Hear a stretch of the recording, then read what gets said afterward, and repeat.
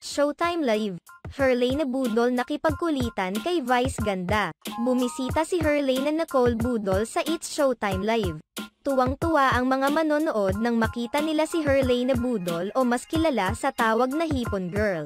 Matapos sumali sa mga pageant, masaya si Herlane sa pagbabalik at ipagsigawan ang It's Showtime iconic line na "What's up madlang people?"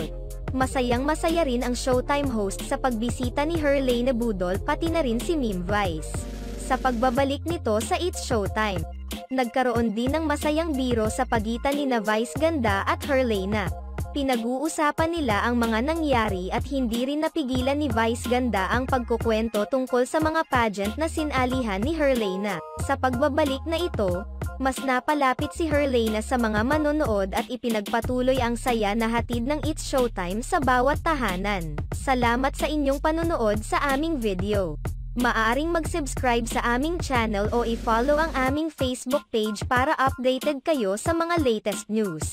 Ilagay ang iyong komento sa ibaba at atin yang babasahin sa next video.